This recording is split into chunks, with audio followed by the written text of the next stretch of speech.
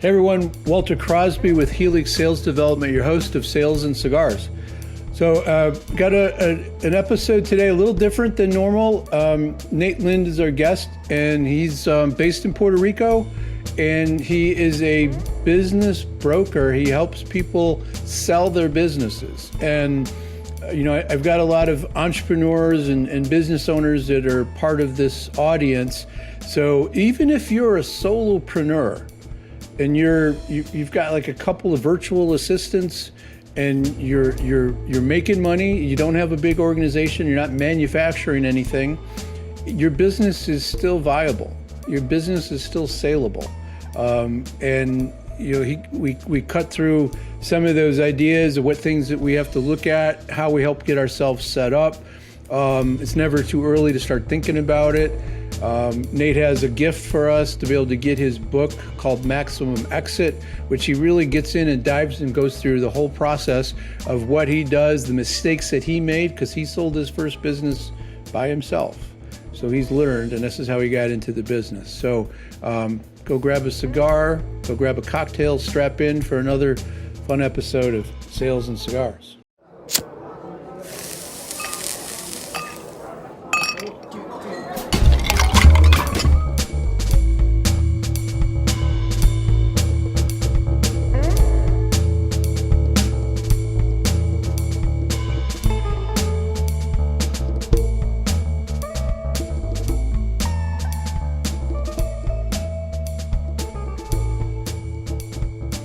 So Nate, welcome to the program. I appreciate you taking some time out of your busy afternoon to chat.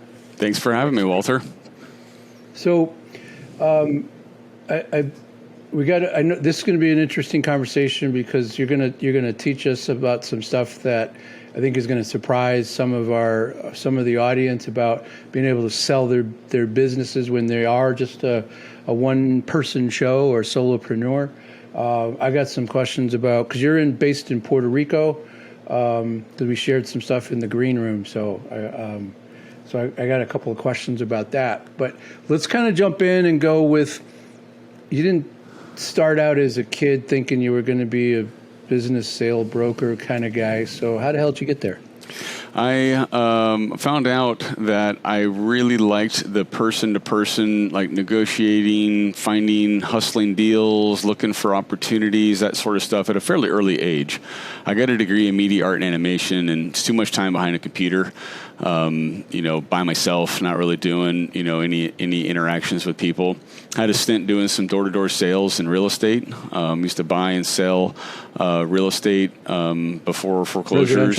Residential real estate. Yeah, I was the guy that was showing up the day after it was posted for auction, and the day before it went to the auction block, and was helping folks find a new and graceful way to exit their what was their American dream that kind of became a bit of an American nightmare.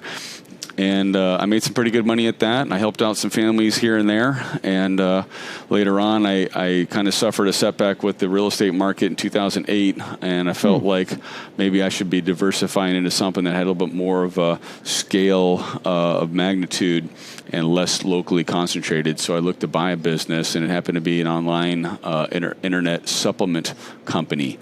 And it didn't end up passing due diligence, but I liked what I saw so much that I went ahead and started a company, met with contract manufacturers and vendors and labelers and designers, and launched a brand that took a little bit, but it was an 11-month overnight success. On month 11, we did a little over $1 million in sales. I found this real quirky and unique method to market them using what's called a cost per acquisition affiliate network. And I just started ripping and tearing for about 7-8 years. I sold over $108 million worth of supplements. Got burnt up, burnt down, burnt out, whatever you can think of through that process. I sold a software I built around it. that was telling me how much money I was making and selling it to a shopping cart before Shopify was prevalent. That shopping cart's still using it today and competing with Shopify in a variety of ways. That gave me my first taste of mergers and acquisitions, and then before you know it, boom, I'm a business broker I may be the only business broker to have spent over $50 million on advertising and to have sold more than $100 million worth of online products. And I bring a very unique spin to my digital entrepreneur clients. We sell anything from digital marketing companies to e-commerce companies like what I had. We sell mobile apps, gaming companies, podcasts. I've got my first podcast listing going live next week, and it's a doozy, and I've already got a lot of buyer interest in it. So, yeah, anything that's digital, internet tech, that fits our marketplace. We've sold over 3,000 businesses. My colleagues at Website Closers and I, we sell 300 a year, so it's big business. And a lot of people may not know that their business is sellable. It may just be like an entrepreneur at their house with a couple $1 million worth of revenue, thinking no one will buy me because I still run everything. Well, I got news for you. I got a bunch of buyers that'll buy it. Let's get you listed. So let's start there, because that's a cool story, because you've done. It's not uncommon when I talk to an entrepreneur, like they started out going that way, and then they're like, oh, that looks cool. And then they completely turn, and it's not always 90 degrees, but it's pretty close. That they just go in a different direction because they find that it's not really passion as much as it is like what gives them joy, what their genius is, as Patrick Lencioni would say. Yeah, that's exactly what I found myself. I did, real estate and very transactional and, lots of negotiation with, buyers and sellers. I was the investor. In some cases I was, flipping properties, or I was just an intermediary. I did get my real estate license towards the end of it, although I didn't do nearly as much as that, as I was just like face to face doing the interactions.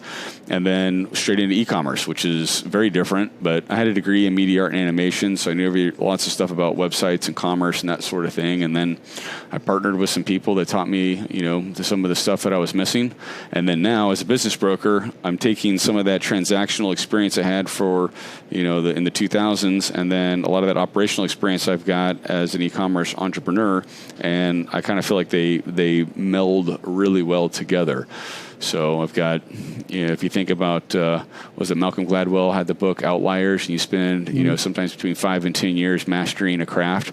Well, I've done that twice now, and then combining that and mastering a variant of both of those, and I do well at what I do. I've got some really incredible testimonials and case studies from my clients, who put myself up against any other business broker out there, and a lot of the time they're getting quotes from local brokers or from big fancy M&A, investment banks that end up wasting people's time and not getting their business sold, and feed them a line of crap.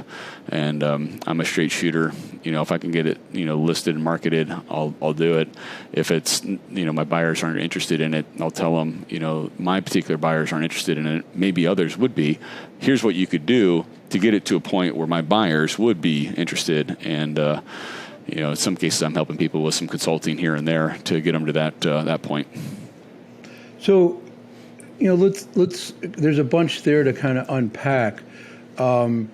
So if we're looking at, the traditional idea of like selling your business, I've got a couple of friends who've exited multiple businesses. They've done pretty well for themselves, but they started thinking about their exit really early in their process. Is that common, uncommon? Uncommon, but very helpful.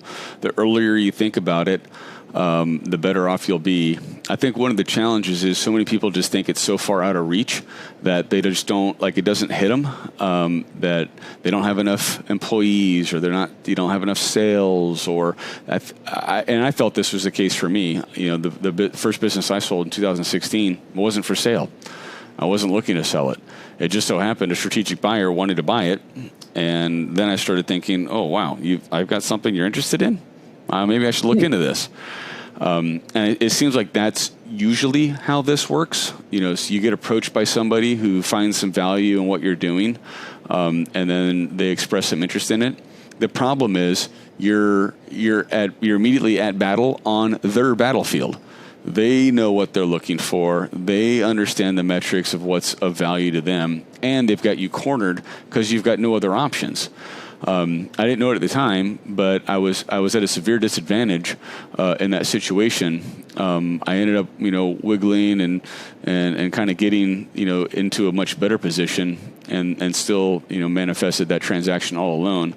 But going back and looking at it now, had I used an intermediary like myself or someone like me back then, I definitely could have got more money for it, and I probably could have structured the transaction to get more cash up front.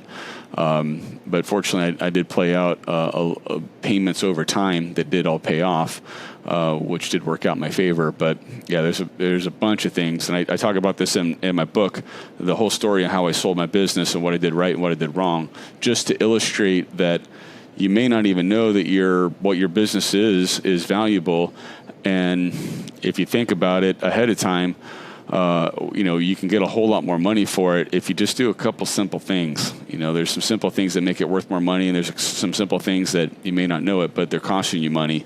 I go through all that in my book, which, whenever it's appropriate, I'm happy to share the link for your audience to go get a free copy of it. Yeah, you're real generous in your idea. We can talk about that now. I'll have it in the show notes, but it's natelind.com/gift, right? That's right. The site. Yep. So so the book will give them an overview as to really what they should be thinking about. But let me ask a couple of questions around that. What's important when you're looking at a business that's really focused on a digital aspect, whether it be a podcast or e-commerce, or you're just delivering via digitally, where you have a lot of courses and things. What's important? Revenue, or margin, or the number of customers? How does that play out? And I would imagine there's variables there. Yeah, the most important factor is growth of the profit or earnings of the business. So if you've got a track record where the take home, you as the entrepreneur, like your take home, your profit, if that's growing and you're over $250,000 a year in profit, you've got a sellable business on my marketplace. If you're under that, you may still have a sellable business, probably not on my marketplace, but elsewhere. And for us, the bigger the better. Like, we sell businesses all the way up to $10-20 million a year of trailing 12 months earnings. So those are big companies. $20 million a year of profit. Yeah, that most entrepreneurs tap out somewhere in the $2 to $8 million range, and those are kick butt businesses. Those are rocking and rolling. I'm selling a bunch of companies that, there may be, it's a single owner or single sole proprietor, and they're pocketing $650 to $1.2 million a year. That's a sweet spot too. A lot of buyers for those types of companies. So anywhere in there, that's definitely a good spot. But it is profit and growing profit the business. You may have 8 clients, or maybe you've got 80,000 as an e-commerce company selling them. That part doesn't really matter too much. Some buyers love to have a very diverse clientele, and others want a really narrow clientele, as it just kind of depends on who the buyer is and what they want. Depending upon what they're trying to do to fit it into their existing business, or add on, or something to that effect. All right, so that's helpful to the audience to really kind of understand that it's being able to demonstrate that profitability for a period of time. So are we looking at, say that I've got like a 5-year window, and I'm pulling in $500,000 the last couple of years, and they want to see that grow over the course of the next 3 to 5 years. Are we talking 7%, 15%, 20% a year? What's the right Yes number? to all of those. Yes to all of those. If you can grow, 5-10%, that's great. Over 20-25% a year is phenomenal. Occasionally I get some unicorn stories. They're growing 50%, 100% year over year, which is also great. It's just mind-boggling. Sometimes it's a little bit of a, is it too good to be true sort of situation. So it takes me more work sometimes to explain through that than it does a company that's only growing 25%, which is still incredible. So yeah, it's all of the above. If the business is not growing tremendously, but it's still stable, those are still valuable businesses as well. The ones that I've struggled with are when they're declining in profitability. If it's just like sinking, that's a struggle because buyers, they will assess that or penalize it because of that potential risk that it's going to keep going down, because they don't want to pay multiple today only to have that number continue shrinking over time. They'd rather just wait it out and see, when does the business make that dip through that turn and get through it. So maximum exit, that's going to give them what they should be thinking about today, what they should be thinking about tomorrow, what their plan looks like. Does it help them understand how to make a decision to go work with somebody? Because you're a professional, right? It's sort of like hiring a lawyer or a CPA, right? You got to have some level of trust with somebody. Yeah, so how do they figure that out? It is very similar. So I give the roadmap of what I do to list businesses, and it's a lot of work. Anyone can do it themselves. How successful they will be really just depends on a variety of factors. First and foremost being how big is their buyer pool. Most people who go it themselves have no buyer pool. So then you've got to list on a marketplace somewhere and then start to find buyers. Well, I've got an unfair advantage in that Website Closers has been around for 13 years and has sold over 3,000 businesses. It's not just me. We're like the Remax of digital internet and tech businesses. We are the marketplace. So every time one of my colleagues sells a business, we have a joint buyer database that is building. And then likewise for mine. So I've got the benefit of 50 brokers around the world that are doing deals day in and day out. We close 3 to 4 a week. That's pretty important. But I talk about in the book, what information is shared with buyers first, like as a teaser. We share, gross revenue, we share the number of employees, the profit, and the year established, and then there's a summary. And then you can go to websiteclosers.com and click on businesses for sale and see, it's all public.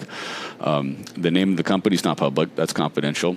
The specifics of the company and the financials of the company are not public, that's confidential.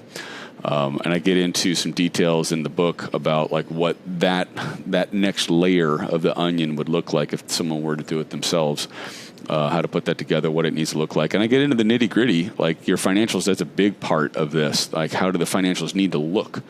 There's a look and feel to financials that if they don't look that way and they don't pass a sniff test for the buyer, we'll never get a phone call. No one will ever express any interest. And I'm working through that with some clients that are in the pre-stages of listing right now. They'll share a management report to me.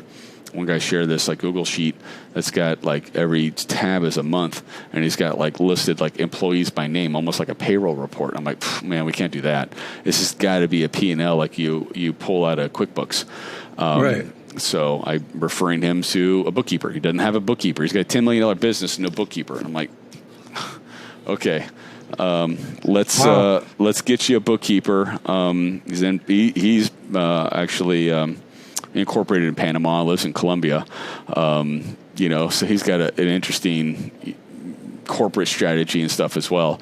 But yeah, in those sort of situations, I can't sell the business until we get the financials ready. It's like how do you sell a book without the cover? I need the cover, or no one's going to understand that why the first page is nothing, but full of the copyright information and the distributor and that sort of stuff. It just doesn't make any sense. We need to have the cover. The cover is the financials and the offer memo. I do talk about how to get through all that and what you need to do in your financials and stuff. And I get into details of what I did with mine, and then I hypercritical of things I did well and things I did not do well, just to illustrate how many things can go wrong, and share as much as I can about you've got to watch after this sort of stuff. The training to become a business broker is intense. Our associates and our brokers spend 3 weeks of full-time training from 8 a.m. until 6 p.m., 10 hours a day. And even still, they don't have the experience necessary to get the first deal done. They are partnered with another associate for sometimes as much as a year before they're left to do their own transactions together. So for someone to try to take their most valuable asset and list and try to wrangle and do the deal all on their own, man, it's like, what do you do if you're going to have a heart transplant? You're really going to try to learn how to do this yourself, and you're going to run your business while you're trying to go through this. The opportunities for people to drop the ball are vast, and that's usually what happens with people, I think, that try to go through that process. It's sort of like it's like a lawyer, right? You can't represent yourself in a case, in a court case. You're selling your own house to save 4% to 6%. This seems crazy. Just in the effect of listing it to people, because today, and you make the point as well, like people are buying houses. Like I have a friend in Chapel Hill, North Carolina. The person that bought their house in less than 24 hours from listing it was in California.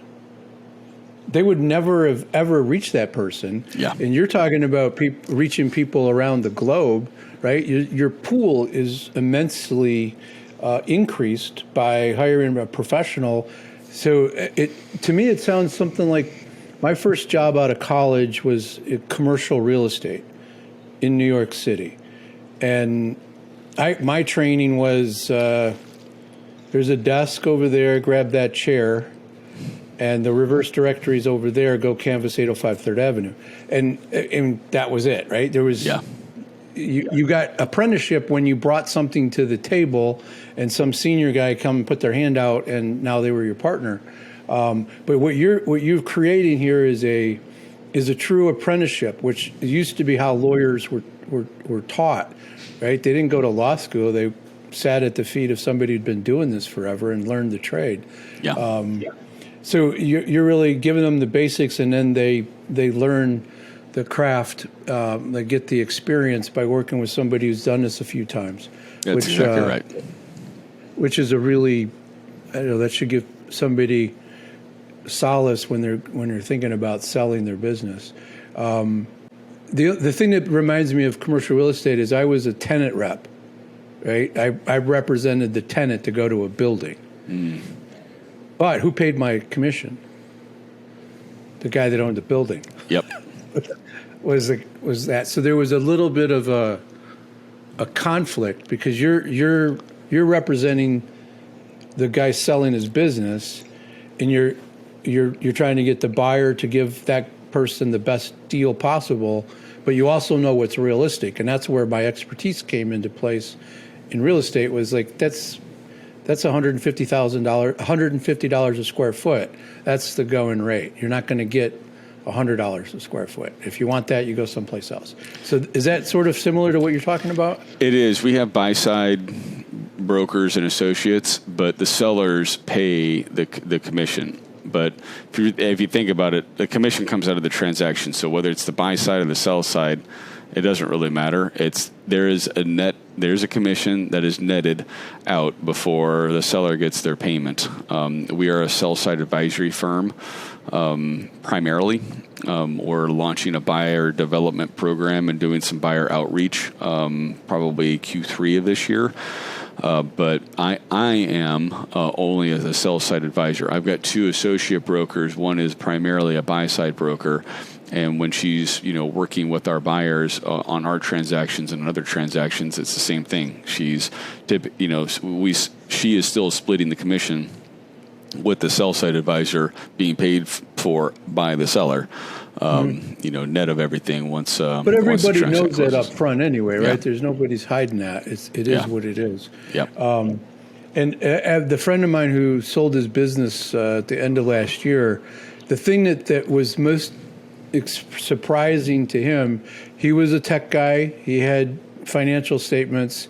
He had a bookkeeper, right? All of that was there, but he didn't have things presented properly. Even though he had some of the basics in place, he still didn't have the right look and feel. So that got corrected before they went to starting to put the business out to buyers. So there's just little things like that. Hiring a professional like yourself is going to help that person maximize the dollar on their effort. I feel like I'm worth my weight in gold. I've saved clients hundreds of thousands of dollars on taxable issues, talking to people about relocating. I haven't got anyone to relocate to Puerto Rico yet, but I have helped some folks get out of California, and they've found some really great advisors. There's some legal advisors you have to use to, face down some of those retroactive taxes that the state of California wants to try to get their meat hooks into you. I've helped a number of folks if they have inventory and like an e-commerce business navigate the waters of what's called net working capital, and the exchange of the inventory as a part of the transaction sometimes sways a deal by 20-30%.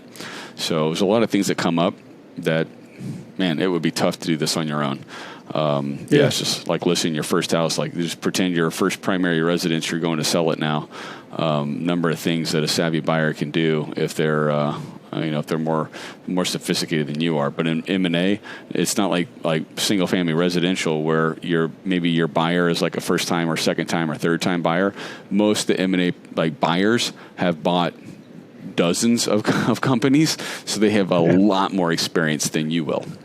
Not their first rodeo, and that's why they're able to buy businesses. So yeah, is that a theme where your buyers they'll buy multiple businesses, not necessarily in the same week or same year, but they're in the market because they're successful. They're looking for a particular purpose. Very much so. We've got two different categories of buyers. I get into this and break them down a little bit further in the book, but we've got individual buyers and we've got company buyers. So the individual buyers is like, an accredited investor who's got something between $1 and $5 million or can borrow between $1 and $5 million from the SBA. We're doing a lot of SBA deals. A lot of people don't understand, didn't know that the SBA 7A program is a fantastic financing option for acquiring businesses. You can put down 20%, and then they'll fund the other 80% over 10 years. And that's a great way for a lot of these deals to get done. So a lot of individual investors, they may be the ones that it's like the first or second rodeo, but the company buyers, the ones that like they have a firm established or a company established to acquire businesses, have been at it for a while, and they've got dozens of acquisitions under their belt, and they're looking to buy anything from 2-3 a month to 2 or 3 a year. But they're looking through a ton of deals and a ton of transactions, and they have seen it all.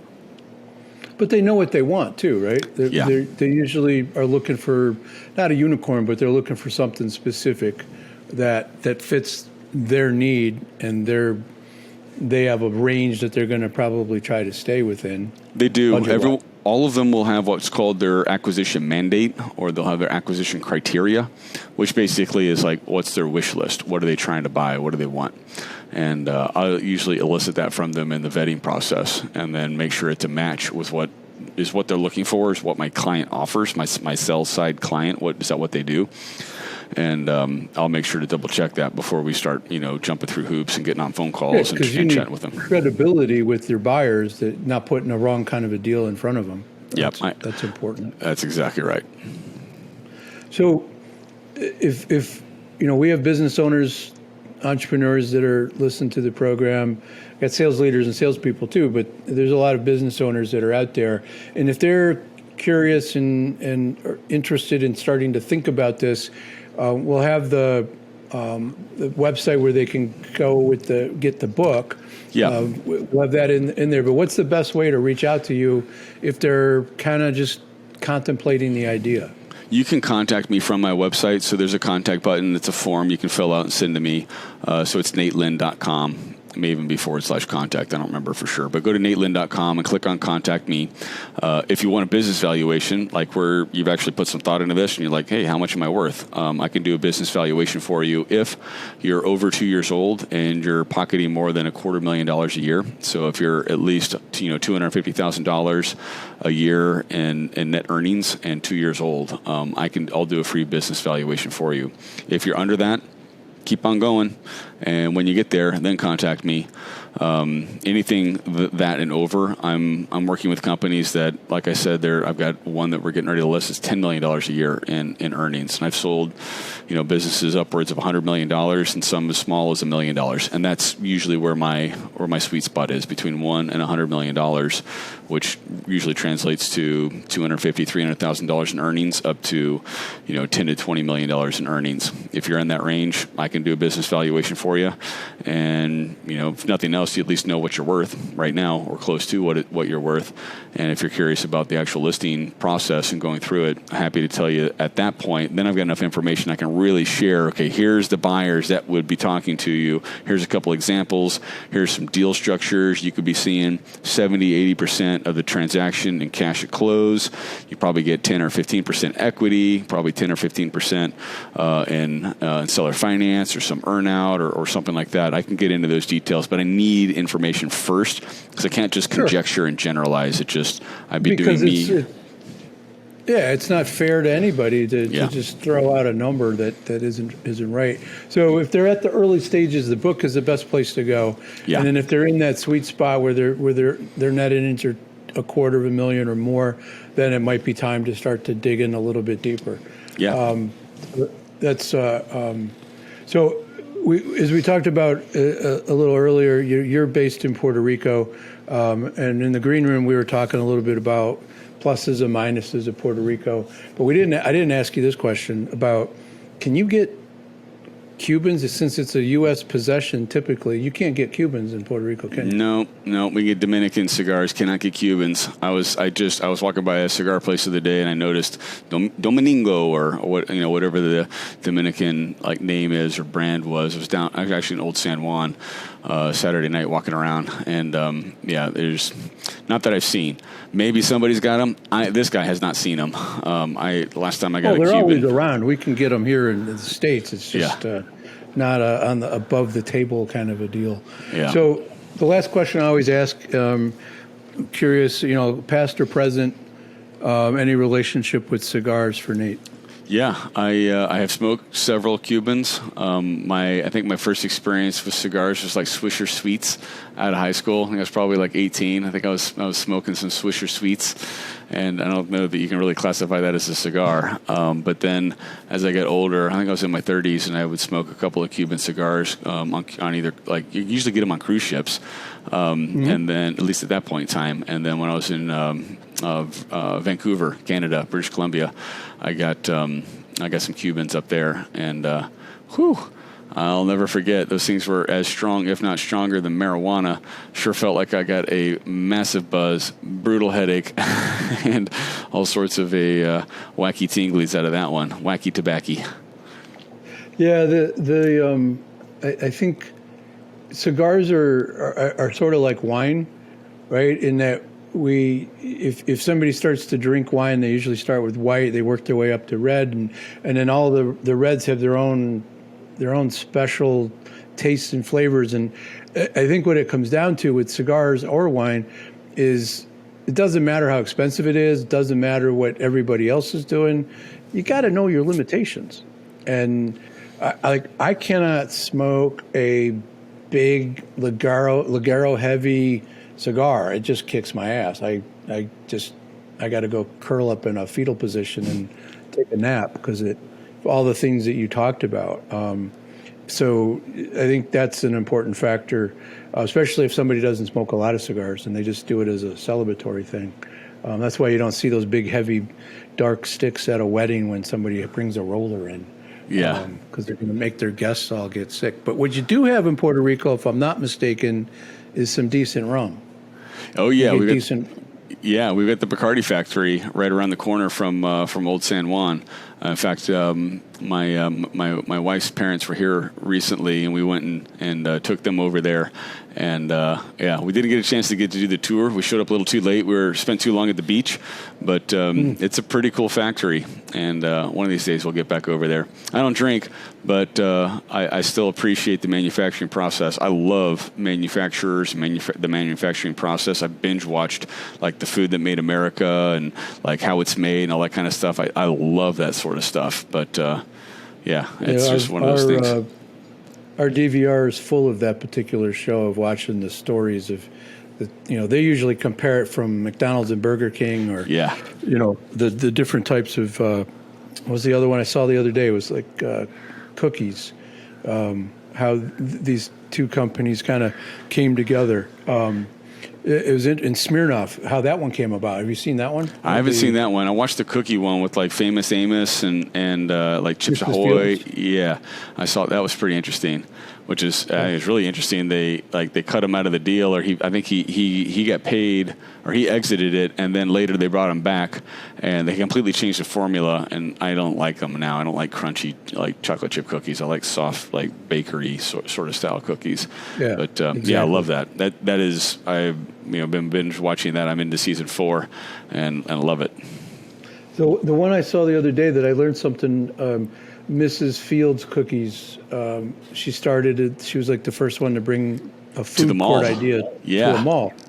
But she, at that time in the 70s, she had to have her husband sign the loan paperwork because women, for the loan for the business and for the loan. lease. Yeah.